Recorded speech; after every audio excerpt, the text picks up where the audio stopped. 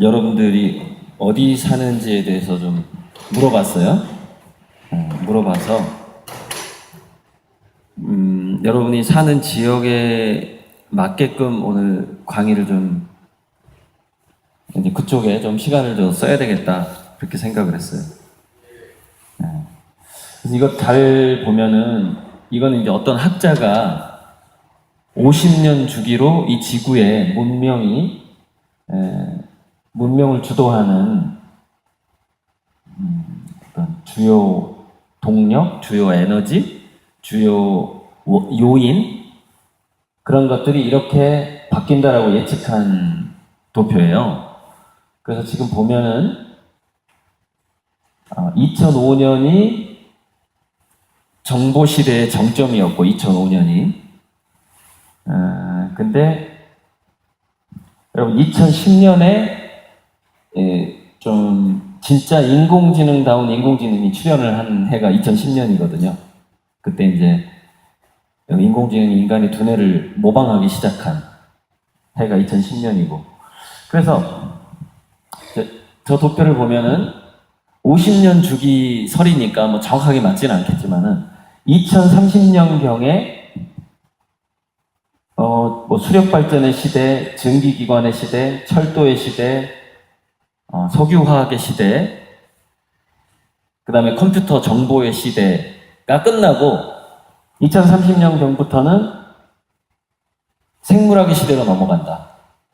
생명의 시대로 넘어간다라고 지금 예측을 하고 있는데 지금 여러분들이 왕성하게 활동해야 될 시기예요. 중간이 몇 년이냐면 2050년쯤 돼요. 그 시대가. 그리고 여러분들이 지금 공부하고 있는 환경, 태어난 곳, 부모님의 직업하고도 굉장히 연관이 되죠. 생명의 시대니까. 근데 저는 도시에 가서 도시에 사는 중학생들한테 강의할 때도 사실 이걸 보여주고 비슷한 얘기를 합니다.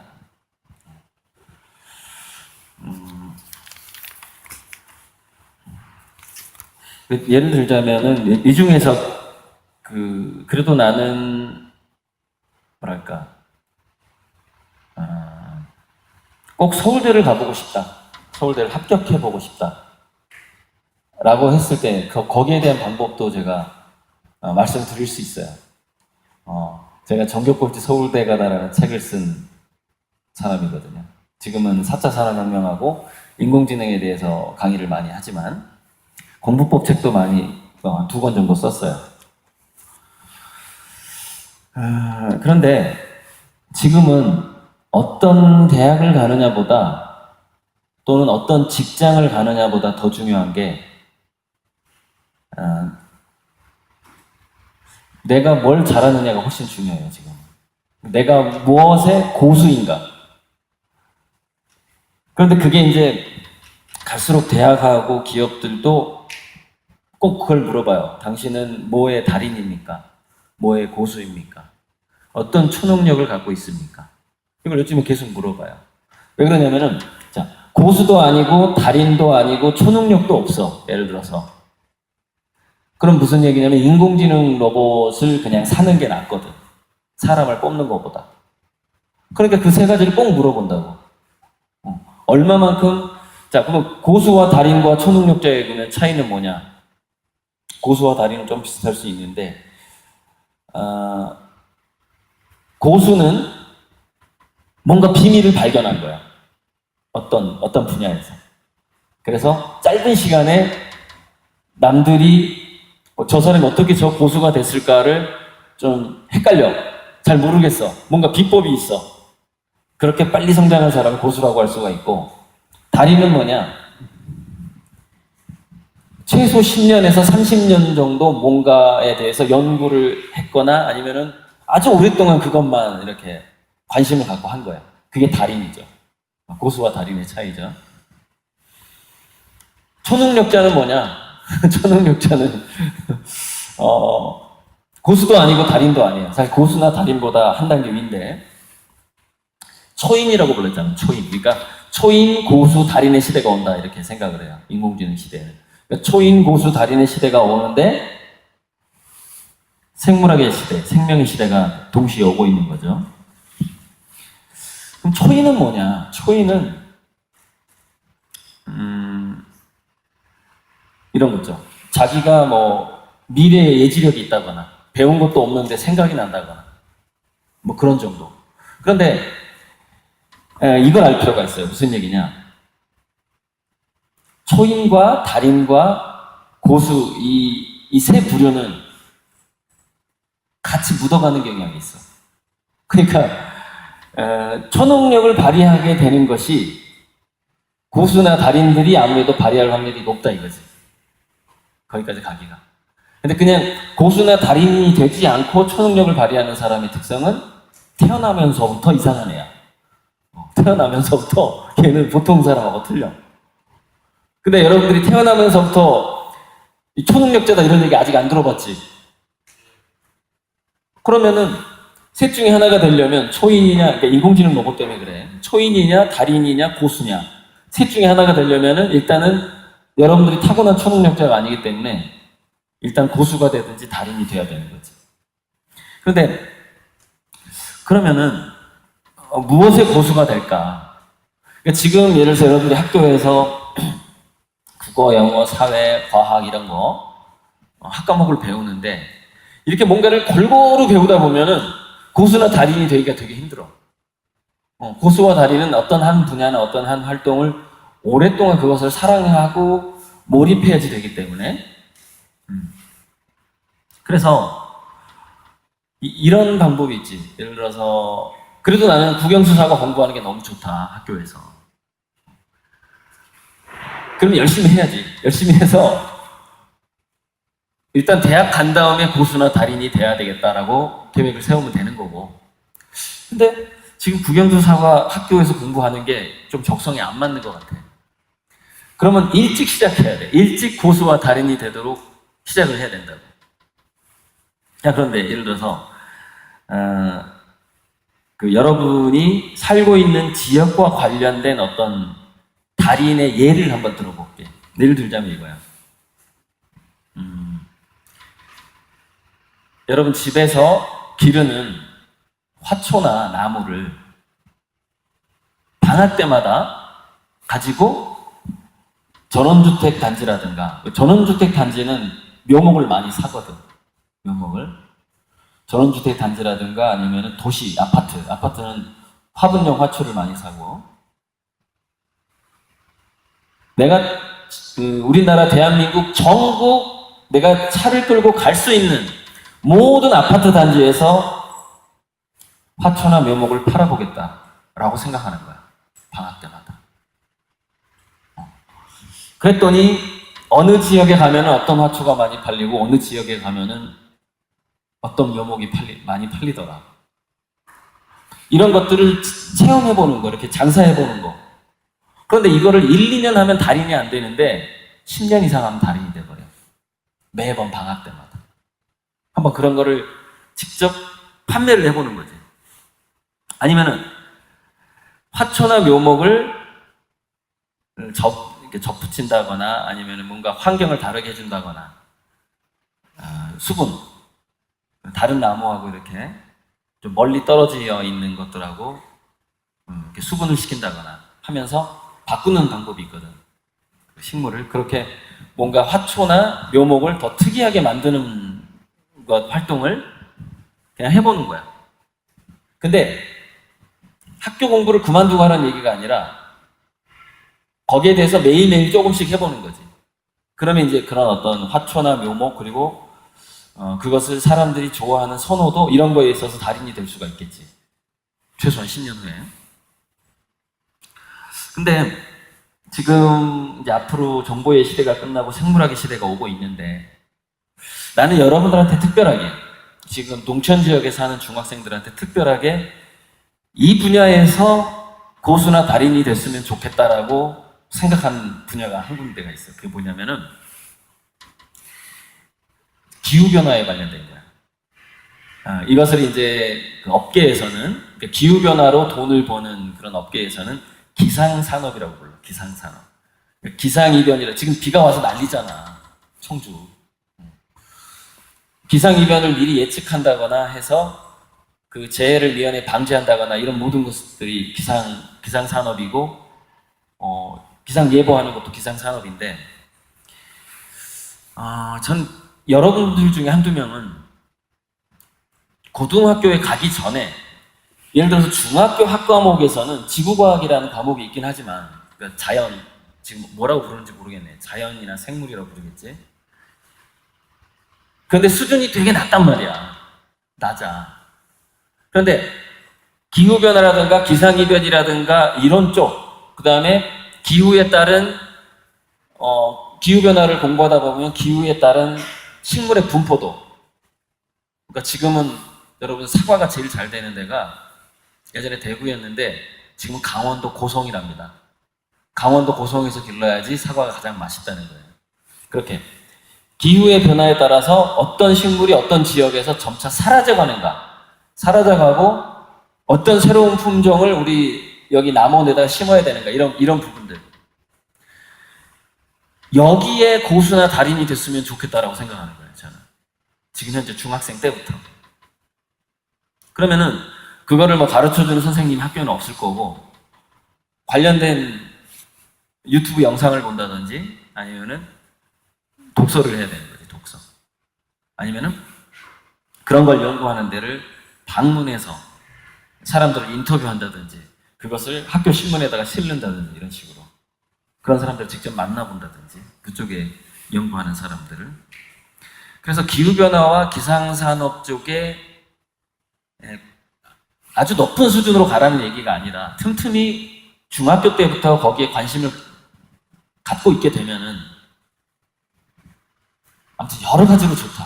이거는 뭐 대학 갈 때도 좋고 사업할 때도 좋고, 여러분들이 뭔가 생명에 관련된 그런 업에 종사할 때도 좋고 다 도움이 되는 거지. 그래서 그쪽에 달인이나 고수가 됐으면 참 좋겠다는 생각이 들고, 그리고 이제 예를 들어서 부모님이 이렇게 하우스라든가 온실 같은 걸 가지고 있는 부모님이라면은 그 시설롱을 운영하는 데 있어서 첨단 ICT 기계, 스마트 영농이라고 그러지, 그 시설롱에 있어서 그것을 도와주면서 시설롱의 전문가가 한번 돼본다든지. 공부하는 얘기는 좀 이따 할 거야, 2부에. 1부에서 제가 여러분들한테 해주고 싶은 얘기가 있어서 먼저 하는 거야.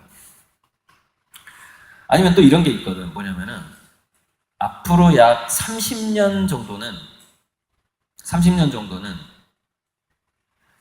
우리나라의 그 농촌에 굉장히 큰 문제가 발생을 하게 돼요.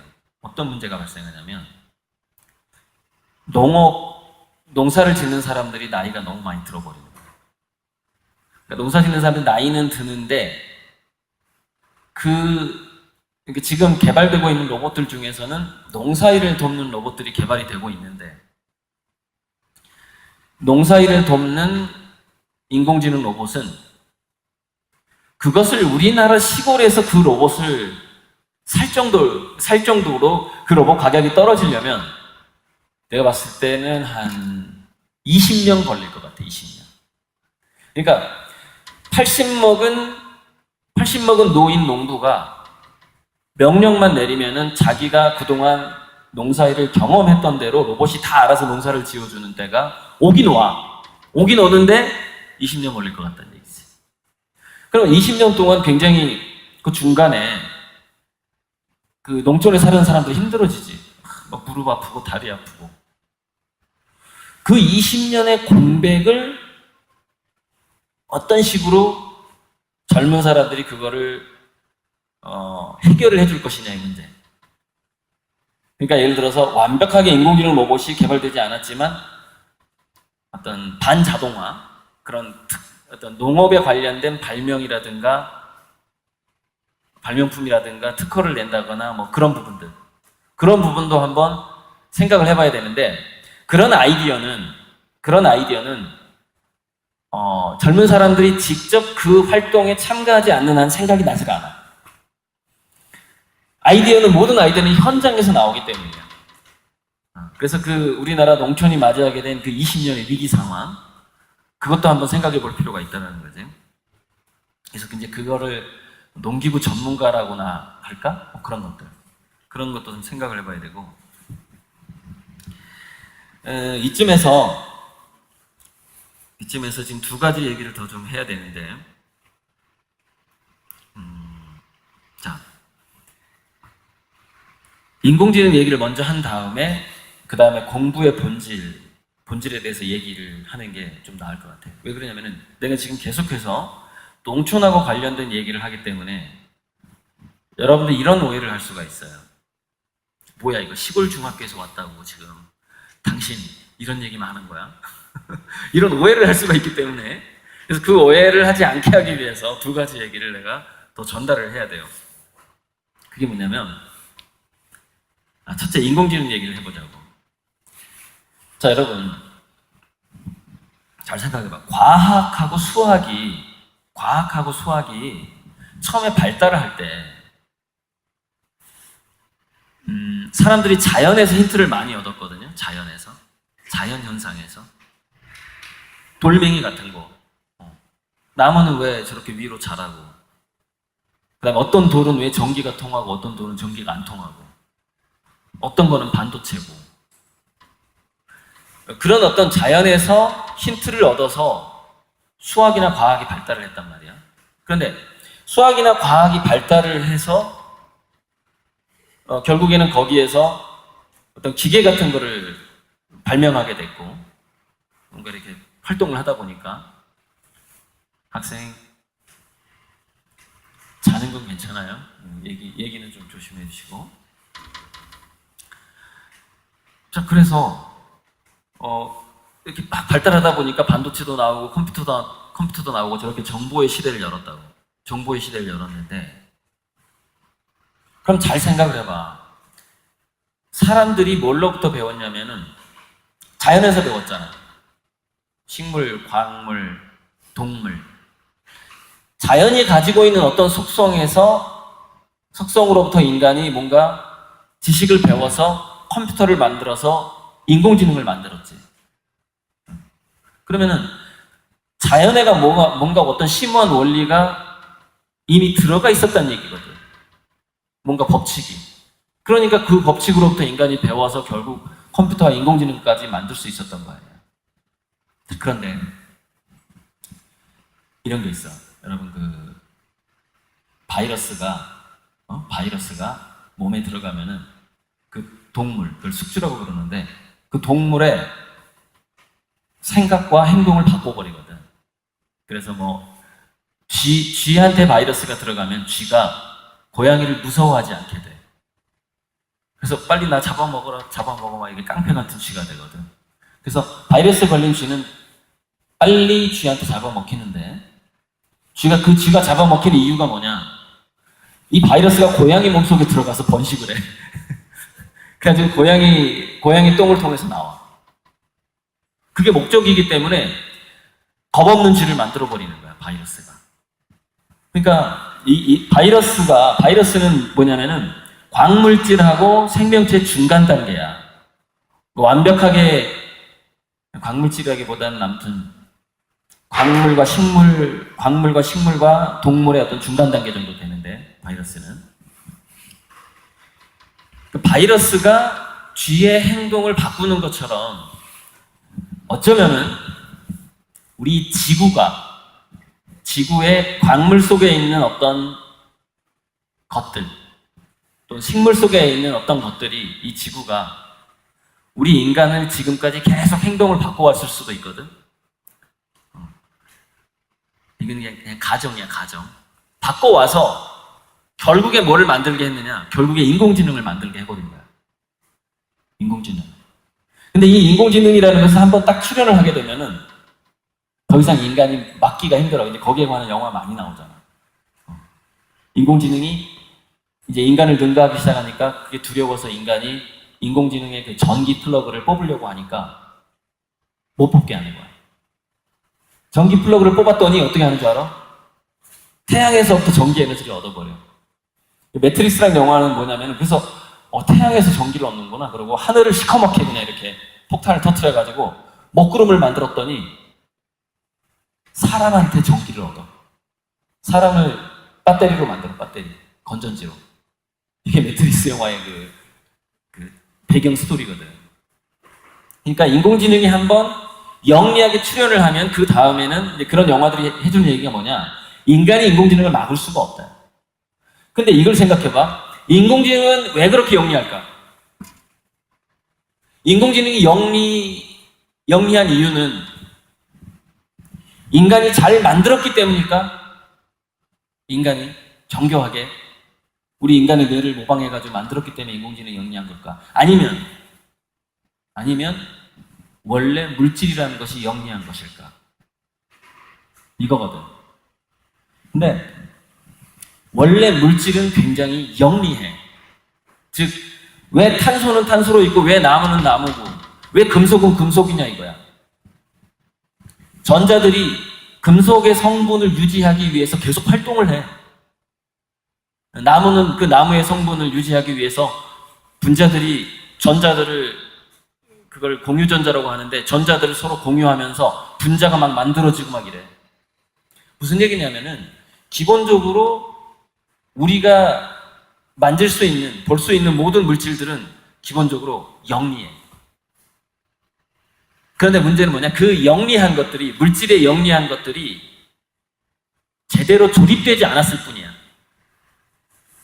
근데 인간을 통해서 그 물질들이 제대로 조립이 딱 돼버렸네? 그랬더니 원래 가지고 있었던 그 고도의 지능을 발휘하기 시작한 거야. 그게 인공지능이지.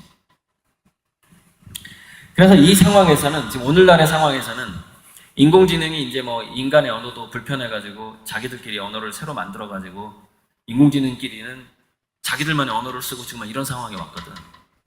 그러니까 지금 이미 무슨 얘기냐면 우리 인간이 인공지능을 막을 수가 없어. 그 영리함을 우리가 어떻게 할 수가 없다고. 그래서 이건 무슨 얘기냐면 시골 중학교 아이들이든 도시 중학교 아이들이든 상황은 똑같아. 공부를 잘하는 것으로서 인공지능을 이기기 어려운 상황을 딱 맞이하게 된 거야. 다 똑같아. 그러니까 내가 도시에서도 이런 강의를 한다고 그랬잖아. 똑같아. 여기서도 하고. 그런데 여러분들한테 유리한 점은 뭐지? 도시 애들은 생명 체험이 부족하다는 거야. 논밭 체험이 부족하다고. 개구리 소리도 아마 직접 못 들어봤을걸? 개구리 소리도. 심지어 아예 모기도 한 마리도 없는 그런 도시에서 자라는 애들도 있을 거야. 모기 한 마리도 없는 그 빌딩 안에 아예 모기 한 마리도 못 들어오게 만든 빌딩이 있을 거 아니야. 그 생명체라는 것은 단 하나도 보지 못하고 큰 애들이 있을 거라고. 생명체는 딱 집에 있는 가족뿐이야, 가족. 그 다음에 애완견하고 고양이. 그렇게 자라가지고는 생명에 대한 그 깊은 지식이 쌓이질 않거든. 그러니까 여러분들이 생명의 시대에는 굉장히 유리한 입장이 된 거야. 즉, 공부를 통해서 성공을 해보려고 했더니 인공지능이 너무 영리하다는 거지, 인공지능. 지금이 그런 상황이고. 자, 또 하나. 그러면은 공부라는 게 뭐야, 이거? 공부라는 게. 우리 인간이 왜 공부를 하기 시작했고, 인공지능은 우리 인간이 지금 인공지능한테 뭔가를 공부를 시키잖아. 스스로 공부하게 하거든. 처음에 이제 바둑을 공부하게 해가지고 인간은 이제 다 이겼지, 바둑을. 그 다음에 그 알파고라는 인공지능을 어디로 투입시켰지? 그 허사비스가 의학을 공부하게 한다고. 지금 의학. 사람 몸을 치료하는 쪽으로 갔단 말이야, 알파고가. 그 다음에 신약 개발, 교육. 그럼 왜 의학을 개발하게 하지, 알파고한테? 알파고는 왜 그걸 공부하지? 인간이 더 잘 살고 싶으니까. 더 살고 싶으니까. 그것도 행복하게, 건강하게, 잘. 그래서 의학이든 과학이든 철학이든 지금까지 모든 공부는 네 가지 이슈, 네 가지 단어를 위해서 존재하고 네 가지 단어 사이에서 맴돌아. 그 네 가지 단어가 뭐냐? 첫째, 생명. 태어난 거야. 내가 생명인 거야. 둘째, 태어났으니까 3. 살고 있어. 어떡하지? 살고 있어. 그 다음에 그냥 살기가 또 쉽지가 않네? 그러니까 뭐를 해야 되냐면 살림을 해야 돼, 살림. 살려고 하니까 그냥 살기가 쉽지가 않네. 그러니까 생명, 삶, 살림, 그 다음에 뭐야? 언젠가 죽어야 되는구나. 죽음. 자, 생명에 관한 게 뭐지? 생명에 관한 공부가 그게 과학하고 의학이라고 보면 돼. 자, 살아. 그냥 삶에 대한 거야. 근데 좀 잘 살고 싶네? 좀 사는 것처럼 살고 싶어? 좀 재밌어야 되겠어? 거기서 나온 게 예술이야, 예술. 삶. 살림. 돈을 벌어야 되는 거야. 이제 뭔가 내가 쓸 물건이 필요해. 먹을 과일이 필요해. 먹을 게 필요해. 그리고 겨울에는 먹을 게 없으니까 냉장고 같은 게 필요해. 그게 살림이야. 거기서 기술이 나오고 경제가 나오고 정치가 나와. 정치학, 사회학. 자, 생명, 삶, 살림. 마지막에 죽음. 죽음에서 나온 게 굉장히 중요한 학문 2가지가 나와. 철학하고 종교가 나와, 거기서. 철학하고 종교. 공부란 게 별게 아니란 말이야. 이 4가지를 둘러싸고 뭔가를 막 인간들이 생각하다 보니까 만들어진 거야. 생명, 삶, 살림, 죽음이라고. 자, 그러면은 그게 공부의 궁극적인 목적이라고 봐도 돼. 생명과 삶과 살림과 죽음에 관한 거야, 공부가. 그런데 자, 생명과 삶과 살림과 죽음에 관련된 공부들 중에서 이게 지금까지 인간이 이거에 관한 공부를 다 인간들이 해왔단 말이야. 인간들이 해왔어. 근데 앞으로 인공지능이 우리가 인간들이 해왔던 공부 중에 굉장히 많은 부분을 대신하게 된다고. 자, 예를 들어서 이렇게 얘기하는 사람이 있어. 발명 있잖아, 발명. 어떤 발명가가 한 얘기인데, 인간은 인공지능까지 발명을 딱 하게 되면 그 다음부터는 발명을 할 수가 없다는 거야. 왜냐면은 인공지능이 발명을 너무 잘하니까. 그러니까 인간의 마지막 과업은 뭐냐면 인공지능을 만드는 것까지 돼. 그 다음에 인간이 과학기술을 발전시킬 수가 없는 거야. 왜? 인공지능을 따라갈 수가 없는 거야. 과학기술에 있어서. 자, 살림. 그럼 인공지능이 정치를 못할까? 정치를 못해, 판사 역할을 못해, 의사를 못해, 뭘 못해? 훨씬 잘해, 훨씬 잘해. 훨씬 도덕적이야. 종교인보다 훨씬 도덕적이야, 인공지능이. 종교인들 좀 도덕적이지 않은 종교인들 있잖아. 신을 모시면서, 신을 섬기면서 도덕적이지 않은. 인공지능이 훨씬 도덕적이야. 그래서 우리가 그러니까 생명과 삶과 살림과 죽음을 중심에 놓고 무수한 학문이 태어났는데 그 중에서 점차 인공지능이 대신해가는, 우리 인간의 공부를 대신해가는 것에 대해서 일단 생각을 하고 살아야 돼. 생각을 하고. 근데 그 중에서 인공지능이 인간의 공부를 대신해가는 것 중에서 가장 많은 부분이 과학기술이라고 보면 돼, 과학기술. 그걸 대신할 가능성이 아주 많아. 왜? 과학기술이라는 것 자체가 물질에서 출발을 했기 때문에. 물질에서. 근데 인공지능은 이 물질을 파악하고 다루고 하는 것에 대해서 굉장히 쉬워. 자, 무슨 얘기냐? 자, 우리 인간이 예를 들어서 인간이 그거를 직접 탐사할 수가 없어. 무슨 얘기냐? 화산 활동. 예를 들어서 누군가가 이걸 연구하고 싶다고 하자. 그러면은 화산이 폭발하기 전에 마그마의 상태 변화를 통해서 화산 폭발을 예측하고 싶다. 예를 들어서 어떤 과학자가. 그럼 이거 인공지능 로봇 도움 안 받고 연구를 할 수가 없어. 그런데 이렇게 되는 거야. 그 마그마 속에 뭔가가 이제 들어가는 거야. 마그마에 녹지 않는 뭔가 센서 같은 걸 집어넣었다고 쳐.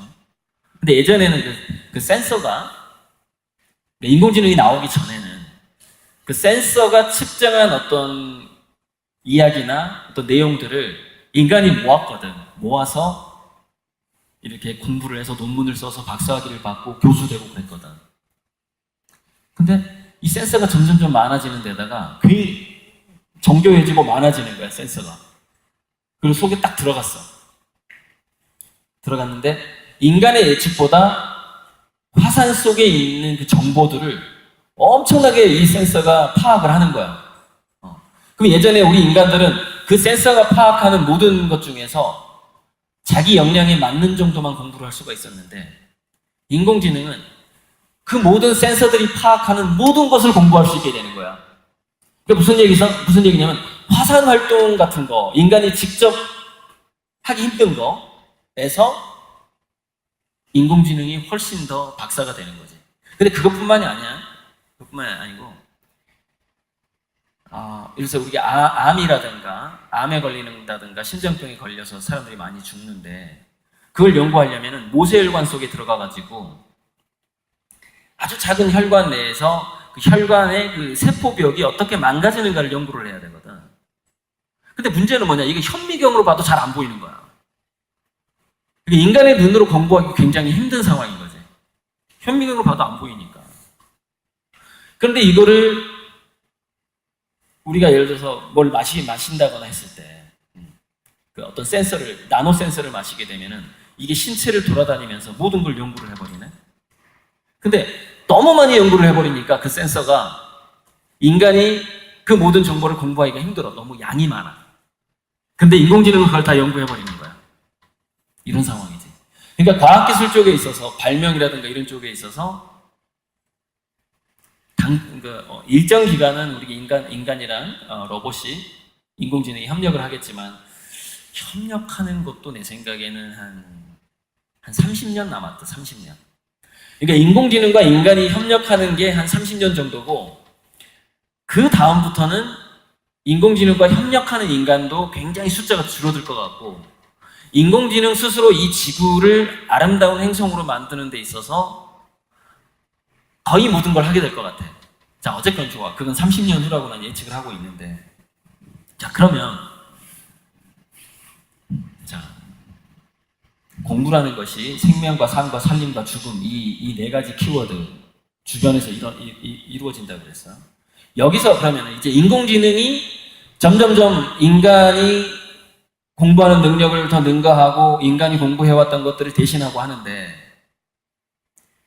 가장 늦게 대신할 게 뭔가를 생각해 봐야 된다는 거지.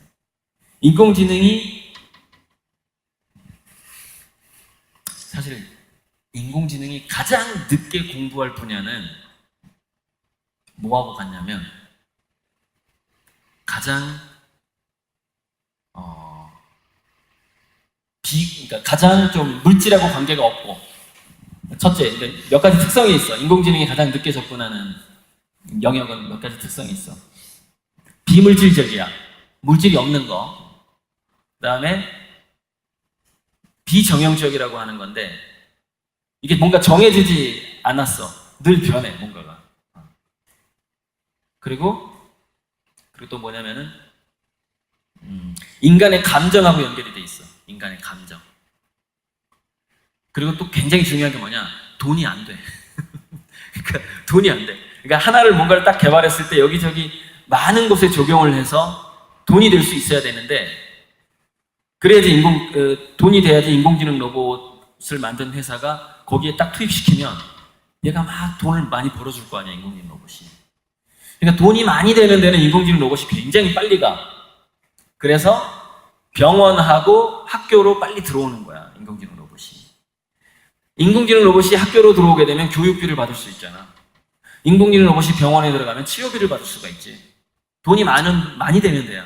그래서 그쪽을 빨리 들어가, 인공지능. 자, 그럼 생각해보자. 돈이 안 돼 있고, 인간의 감정과 관련돼 있고, 뭔가 정해져 있지 않고, 확실하게 정해져 있지 않고, 확 변하고. 그럼 내가 지금까지 얘기한 것 중에, 자, 생명체 막 돌연변이 하잖아. 기상이변, 기후 막 변하잖아. 인간의 감정 막 변하지. 특히 여자의 마음 막 변한대잖아. 달이 떴느냐 해가 떴느냐에 따라서 바람이 부느냐 비가 오느냐 더 많이 변한다는 거 아니야. 인간 그 여자의 마음 뭐 그런 거 잘 변하는 것들. 그 다음에 생명체들이 그 돌연변이가 많은 생명체들이 모여있는 곳이 어디지? 그게 자연이라는 거야. 자연. 그래서 결국에는 인공지능이 늦게 침투할 분야가 딱 두 군데가 남는데 그게 뭐냐면은 자연하고 인간의 감정이야. 그 두 가지야. 그래서 그 두 분야를, 그러니까 인간의 감정 중에서 뭐냐면 즐거움, 슬픔, 기쁨. 그래서 예를 들어서 드라마, 멋진 드라마를 쓰는 것도 인간의 감정에 관한 거거든. 시나리오, 영화 시나리오를 짜는 것도. 그런데 인공지능이 지금 이미 소설을 쓰고 시나리오를 짜고 있어. 그래서 그러니까 인간의 감정을 다루는 분야까지도 지금 인공지능이 어느 정도 들어와 있는 거지. 자연을 다루는 것도 이미 들어와 있고. 그래서 신약 연구가 사실은 자연을 다루는 부분이거든. 세포를 다루는 부분이야. 거기까지도 일부 들어와 있어. 그나마 내가 얘기하는 건 뭐냐? 천천히 들어올 분야는 인간의 감정과 자연이라는 거야. 그래서 여러분들은 두 가지 자산을 가지고 있잖아. 첫째, 인간이잖아. 그치? 인간이라는 자산을 가지고 있어. 여러분 감정이 있잖아.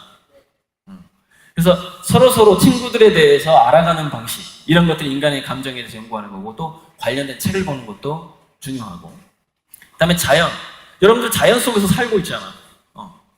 엄마 아빠가 자연을 다루고 있잖아. 얼마나 공부하기 좋아. 인간의 감정과 자연을 공부할 수 있는 굉장히 좋은 환경 속에 지금 자라고 있다고. 도시의 중학생들이 가지고 있지 못한 거지.